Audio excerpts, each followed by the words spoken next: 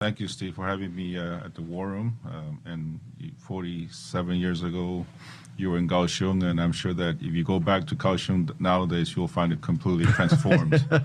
It's a whole right. different, Taiwan that is today. Back then, we were still under martial law, and now it's a fully democratic society. But that's one of the main reasons People's Republic of China wants to take Taiwan, because we are a threat to their legitimacy as government.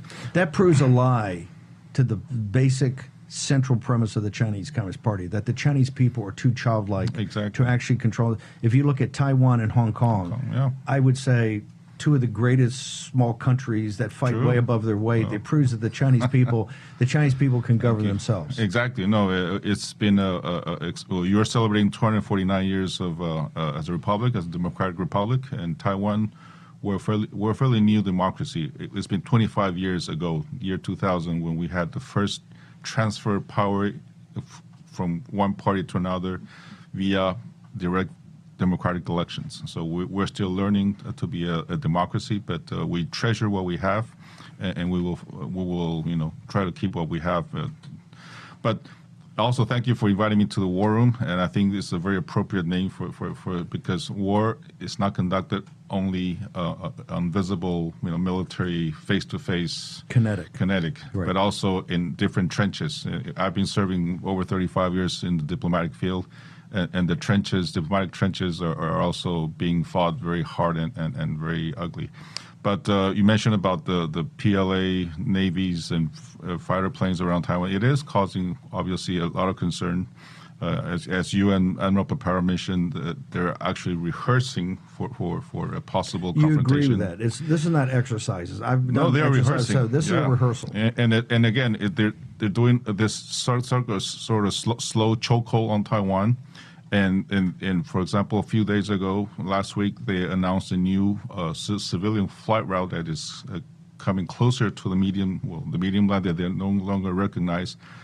And that's creating also national security issues for Taiwan. They want to push the envelope all the time. South China Sea. Exactly. They're pushing more and more towards Taiwan, and also on legal ways, for example, trying to create the false presumption that because there was a resolution 275 in 1971 at the United Nations when the China seat was decided, and they used that resolution as a international recognized a statement that Taiwan belongs to them, which is false because that resolution doesn't mention Taiwan or ROC at all.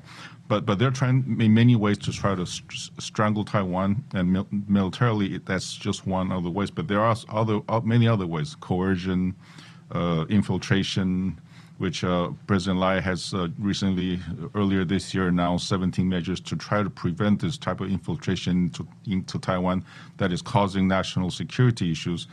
And for example, we're going to reinstate military courts because it is causing a trouble in our national security with the military, because the Chinese are trying to infiltrate our military.